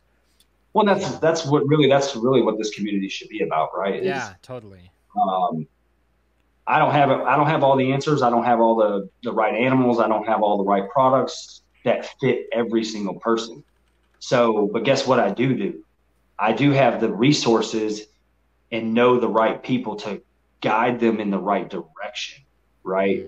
So if I can lead them to someone else that can give them the right advice and has the product they're looking for, then why wouldn't I do that? And that's going to be reciprocated from everybody, right? It should be a kind of like a revolving door that everyone is working together. If I don't have what you need, then hey, I may know the person that does. Yeah. And when you refer someone over there, it's going to come back tenfold. That person's going to still remember you, one, for being open enough to say, hey, look, I don't have it, but go to that guy. Yeah. Or that, you're going to build a relationship with that other person that they're like, hey man, this guy's working with me. Let me work with them. Will from Flawless is a prime example of someone that I'm very, proud of, essentially, because of how he runs his business and does things. He reminds me a lot of myself when I first came into this, and kind of really trying to make an impact and being someone that is not afraid to share other people's stuff, give kudos where kudos are due. And that's kind of where I've gone to, is instead of, I used to always post like my every move and what I'm doing, because it gives people inspiration, right? When you get a new person looking at me rebuilding my room or creating something new in my gecko facility, or I'm at a show and I just built my booth and made a video from start to finish, that gives people inspiration, right? Yeah. So now that I have evolved and I've gotten to where I am now, I try to find new people that are pretty much still in those early stages of their growth and share their story, share their information, because it's going to continue to give those people that are below them that same inspiration. Yeah. Yeah, no, that's really cool. You know, as we talk about kind of your business, you talk a lot about your business in terms of the way that you run, how you do things, how you're very outward facing towards the community. Moving forward, is that going to, obviously it's going to continue on because that's kind of who you are. But what are some other strategies you have moving forward in terms of business growth? And what does Gecko Junkies look like 5 years, 10 years down the road? What do you want to become? So my main thing is one of my big focuses, and I guess that kind of ties into the last few years with my breeding, right? Like, yeah, over the past few years, I really took a lot of focus off of the breeding side of my animals and growing that, because I was so honed in on creating these enclosures and trying to perfect that, right? Got it. Yeah. So I'm guilty of more or less shying away from what started me. But now we've gotten to a stable point to where we can get back to that, and my collection is growing again, and I'm pretty much more hands-on with my animals. There was a time period where I had, 2 guys working for me, and I wasn't as hands-on. It wasn't that I was not in my room, but I was not as hands-on because I was trying to create a whole new, area of my business, product line that was going to be done right. And so that took a lot of time and energy from me. But now we've pretty much evolved with that. So my main focus now is getting back to the breeding side of it, being more involved in my collection and working hands-on with my animals, which is part of the growth, right? Like, I'm still trying to grow my collection, because even along the way here, I have, and still to this day, I mean, I'm not going to shy away from it, we still buy in wholesale. I'm doing 60 plus shows a year. I have to keep that surplus coming, or else I'm not going to be offering what my business name is known for, right? So now it's getting back to producing more animals, but keeping the quality, right? Which takes me being involved in that. But the 5-year plan of that is, to me, it looks more along the lines of the enclosure side and becoming someone that offers what I feel like, in my opinion, is top of the line enclosures to the community, but mainly to the breeders, right? If anybody's ever seen the show Tanked, it knows about that, and how they come in and they more or less will take over the room and just recreate whatever you have envisioned. That's something that I really want to become. Essentially, I want my business name to be known for that. Is like, you can call me and say, hey, look, here's the measurements of my room. This is what I need done. Yeah. Do it. Awesome. And that's something that I'm really focused on, and hopefully we can kind of build that. And it's going to take time. That's probably like a 5-year plan, essentially, is I have to get it in more people's hands. I have to get more people talking about the product and knowing that, I'm not here to just sell you a couple of closures. Like, and the cool thing about what we do is, like, you don't have to do it all at once. It's something you can build on, right? It's something that the stackability and stackability. Is it almost kind of like what you did for Brett and Gabby, where you came into their house and you just like installed everything for them, kind of like that? Yeah, that's what I want. I actually just spoke with Janine from Treehouse. We're talking about we had her on last week. Entire room, and I told her, I pretty much told her, I was like, just give me free reign. If this is what you want to do, like, I will come in. I can do it as simple as you want to, or I can go as elaborate as you want to. Like, literally, you can say, hey, here's my room. I'm going to be in the other room. Give me a couple hours and you can walk back in and it'll be done. That's awesome. That's what I want to create, is like, because it's not easy, right? And that's something we offer at the shows. It's like, even for ball pythons, leopard geckos, like, ball pythons is a big, like, we make the kits for the 20 gallons. And most people don't know how to set up the heat pad, the thermostat, and the lights and all that stuff. So I want to do that for them. But I want to get to a point to where hopefully we build our business to where people can trust in us enough to say, hey, look, here's my room, here's my dimensions, here's my idea of what I want to do with it. Yeah. Do it. Yeah, it's kind of like how, you know, a lot of people are into aquariums but they have these specialists that come in and like deck it out, right? But you're doing this for geckos, the enclosures, the lights, and making a really amazing room for the breeder.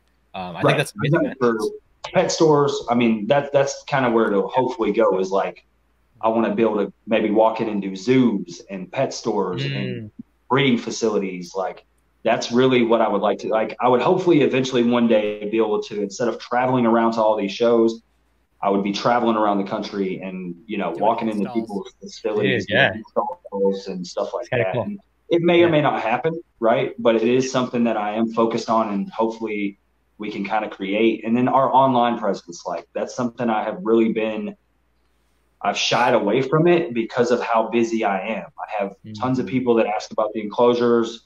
They're not necessarily always on the website, and it's because they're not easy to ship, for one. Yeah.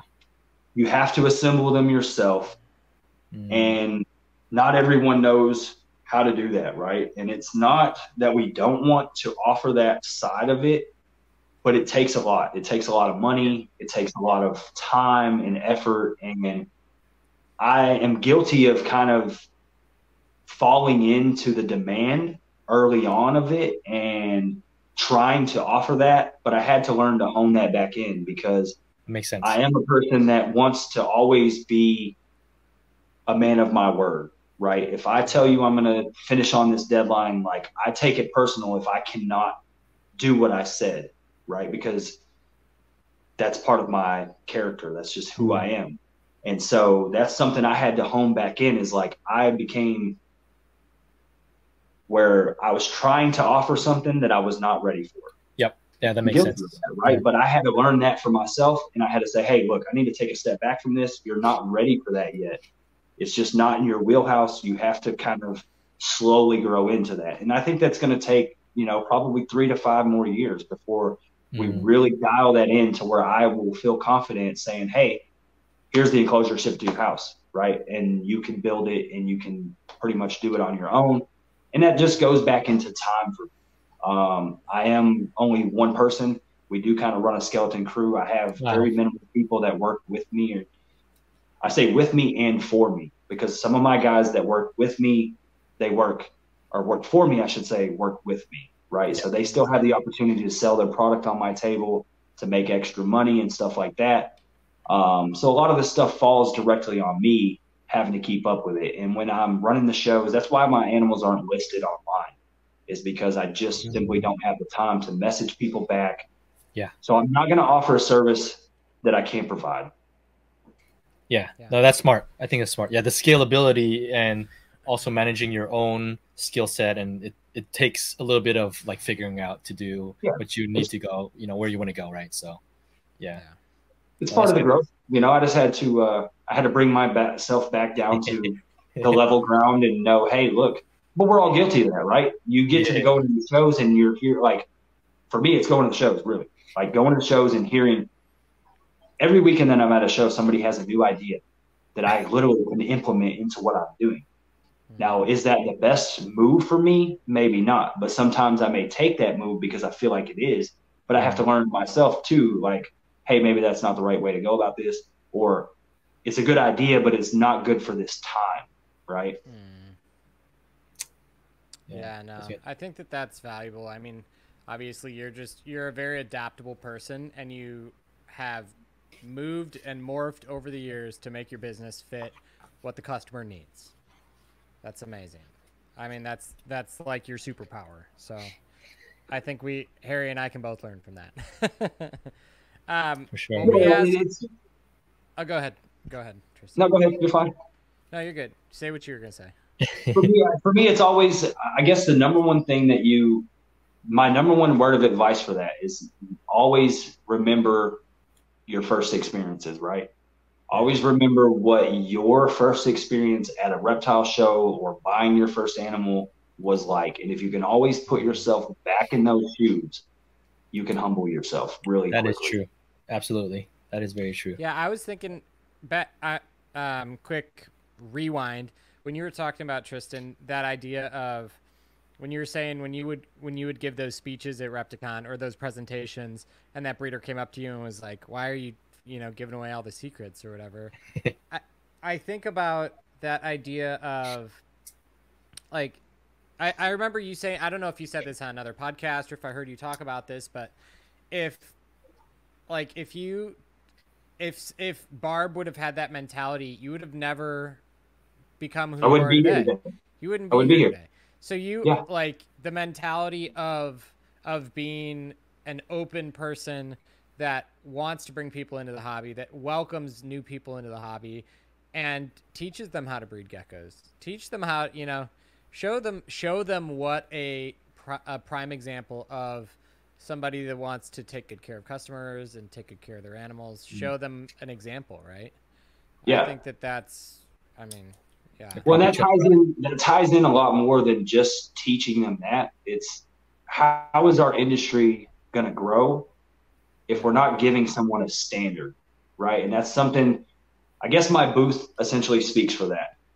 Well, the way I have created my booth is I have tried to raise the bar. One, for myself, right? I'm always trying to raise the bar for myself. It's not just about everybody else, but it's raising the bar because I feel like people walk into these shows, and if we're not giving them a good experience and we don't look professional, how are we going to grow as an industry? Not me as an individual business owner. How are we going to grow, right? Yeah. And so that I feel like is very key aspect to what my business brings to the table. When these people walk in that are new or whatever, and they see my booth, they see the vibe, it's vibrant, it's, everything is organized. Everything is got a place. It's lit up. We have music playing. I have basically, great customer service. I approach everyone. That's the image that they're going to leave with, right? So when it comes to either someone that just came into the show and is going to go tell 5 friends, or someone that comes into a show and buys their first animal, or someone that's been to 10 other shows and walks in and sees my booth and does not know who I am, and then they now see that's going to give them motivation to do better, right? And I feel like that's what we all need to do, is pretty much, if we can all raise that bar and continue to raise that bar, our industry is going to grow in the right direction, right? It's not – perception is everything. The first vision that we give someone and their first experience with us is going to stick with them forever. And that's, like you just said, is Barb's interaction with me from the beginning is what has made me the person that I am today and made me interact with the customers the way I do today. And not everybody's going to get that same experience coming into it. And not everyone has that personality, right? Yeah, that's true. Not everyone is as vocal and as personable with people. Like, we all have our own personalities, but finding something that works for you, whether it's making a video, putting it on like a TV screen, because you may not be comfortable talking to the person. Put it on a TV screen and set it on your table. Let that play, right? There's ways around it. Create that care sheet that you can hand them and they can take home, and they still have that information in their hand. Find other ways to kind of help give that information if you're not comfortable doing it maybe the same way that I do. Yeah, I think this episode has been like full of just how we can grow as breeders and give back to the community and help each other as breeders, prop each other up. If you were to give 1 or 2 more, I know you've been given a lot advice for new breeders in terms of being successful in the hobby, not just as breeders developing the projects, but also how can we just be successful people in this business? What would it be? You can highlight what you said already, but if there's any other further advice, what would that be? Holding yourself accountable, essentially, and setting that standard, right? If you hold yourself accountable and you set a standard for yourself and you accomplish that, then chances are you're probably not going to let the people down that are coming to you, right? We talked about the mentor thing, finding someone that you can basically kind of follow their steps, right? That will take you in, right? Exactly.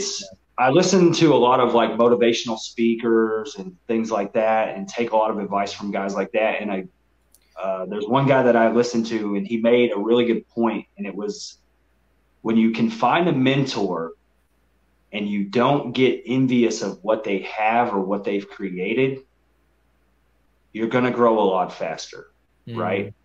If you don't look at if you don't look at someone's success and look at kind of what they have done, and you're looking at it like, I want to be like that person, and you use it as motivation, you're going to grow a lot faster, and you're going to get a lot further than being like, oh, well, that guy, because I feel like that's something that we've talked about is big in this community, is like being envious of someone else, or, not wanting to refer them to that other person because you're afraid that they're not going to spend money with you or come back to you. Is like, if you can let all that die down and just realize what we're trying to do as a community, then everyone is going to grow faster and everyone is going to make an impact in the community. So finding a mentor that you are not envious of, but that you want to basically be, you want to follow their footsteps, essentially. Yeah, that's perfect, man. Yeah, that's I think that's the such great advice for us to. I think we have to continually tell ourselves that, because there's always competition, there's always bad vibes, there's always like people against each other. I think we just have to constantly remind people that this is it. Like, this is how we're gonna grow. This is how you're gonna grow. Like, we have to come together. Well, honestly, I mean, I hate to talk about it like that, right? I hate to talk about our community like it's a negative thing. You're right. I don't like to have these conversations. I don't like to sit here, because I don't want people to think that I'm like looking at everybody and critiquing what they're doing, or like holding them accountable. But somewhat, we do have to hold each other accountable to a higher standard, or else we're never going to evolve. Our industry is never going to grow and get any better if we're not doing these things. And if you look at the trend over the last 5 to 7 years, and AJ, you're right in the same kind of area now. You've seen these shows in North Carolina, South Carolina. Like, the standard in those shows now, opposed to 5 years ago, about people's like appearance for their booth and what they bring to the table, has grown tremendously.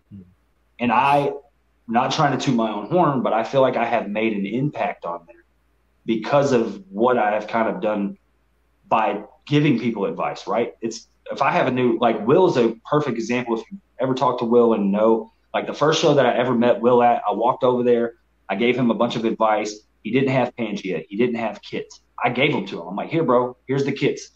Here's the food. If you sell it, then just come and pay me at the end of the show. It's no big deal. Like, that's helping it grow, right? Yeah. AJ doesn't necessarily, he may not want to bring Pangea to the show. He may not want to bring kits, but he knows that if I'm at a show, he can walk over to me. He can ask me for a couple kits. He can ask me for some Pangea, and I'll give it to him to take over his table. I've done it with him. I've done it with Gabby. I've done it with Cool, Calm, and Crested. I've done it with a ton of different breeders all over the country, right? But that gives them the product they need, helps them with their appearance, and that's just us working together, right? It's finding a way to like really just kind of help keep elevating this to the next level, and we have to work together to do that. Like, I don't like having certain conversations. I don't want people to think that I look at the community like that, but I see and hear a ton of negativity in the community and I don't pay attention to it online. Like, that's me. I'm no longer involved as much on Facebook, but you get a lot of gossip at shows, right? You get a lot of people that talk about this and talk about that. And I'm not saying I'm not guilty of it. I'm not perfect, right? There are certain people that I have had different opinions about. But if you have that opinion, then have a solution, right? Yeah. Same thing about the shows in general. There's a lot of people that have all these problems with different reptile shows because they think that they're not promoting, or they're not doing this, or they're not doing that. But they don't have a solution. They don't have a solution to the problem. Yeah. Yeah, that's good. If you're gonna Yeah, don't complain if you're not going to do something about it. That's good advice. Well, we've come to the end of our time, Tristan, so I want to give you a chance to plug where you're going next week, what you got going on, where you want people to follow you from a social media standpoint, your website. Tell people kind of where you want them to interact with you and the business and all that good stuff. Absolutely. First off, I would like to say thank you guys for having me on here. Thanks for hanging out with us. It's been awesome. It's great to chat with you guys and kind of just tell our story and some things that have gotten us to where we are today and where we plan on going. I would like to thank my crew, obviously, that runs around with me and does the shows and puts in all the hard work. I'd like to thank my wife for being very supportive of this. She's been there all along the way, and I would not be able to do this without her. Obviously, there's a lot that goes into me being on the road and constantly on the move. So I'd like to thank the people in my main group for obviously believing in me and the vision and the plan that I have for the growth of us. You can check us out at Repticon next weekend. We'll be in Colorado. So we're headed out to Denver, Colorado, Repticon. Yeah, there we go. No post for Denver yet. But for those of you that do not know, we travel. I am a sponsor for Repticon. I travel anywhere from Baltimore down here to Texas. I'm in Texas right now, up to Colorado. We do shows down all the way into Florida. We do shows up in Chicagoland area and really anywhere in between that. You know, if you just draw a big circle in there, you can pretty much find us at any of those shows. We do NARBC as well as Kentucky Reptile Expo, if you're familiar with that, and some show me shows. So we do a few show me snake shows. So you can check us out there. My website is www.geckojunkies.com. Actually, I have a entirely new website that is getting ready to drop. So for all of you that have been interested in our enclosures and our product lines, we are dropping a whole new website. So stay tuned to that. You can check us out on social media, Facebook, Instagram, TikTok, YouTube. We've got all those platforms. Outside of that, if you want my number, it's 423-994-5037. Hit me up. I'm an open book. A lot of people think I'm crazy for doing that, but I mean, this is what I do. There are no days off here. We work 7 days a week. I'll answer your message at 2 o'clock in the morning, 2 o'clock in the afternoon. It's just kind of what we do. And I'm here for the growth of the community and very supportive of any new breeders. If you have any questions on growth, branding, anything like that, feel free to reach out to me, and we'll give you any advice that we can. Awesome. Cool. And thanks for decking us out for this episode. Shout out to Tristan for the merch. And we were wearing these things all day. We're even wearing the pants, if you can see. Oh yeah. They're like comfortable pajamas. That's right. I can't move my camera too much or I don't want to fall. But no, if anybody's interested in the merch, that is on my website. And we have a lot of new stuff coming. There's a ton of new merch that's coming that's going to be dropping soon. I'm working on that syringe thing coming, right? Yeah. New logos, retro logos. Yeah, that's right. Throwback. Yeah. So you guys can follow Tristan at Gecko Junkie on all social media platforms. He's the only Gecko Junkie. Nobody even comes close to that name. And Tristan's everywhere at all the shows. Follow him, DM him, say hi to him. And yeah, man, we appreciate you. If you can stay on for a minute after we say bye, we'll just want to wrap up a few things. But Tristan, man, we appreciate you. And thank you for sacrificing your night to hang out with us, man. It means a lot. Absolutely. Thank you guys. And anytime, we're here for it. Appreciate it. Awesome. Take care, guys. See ya.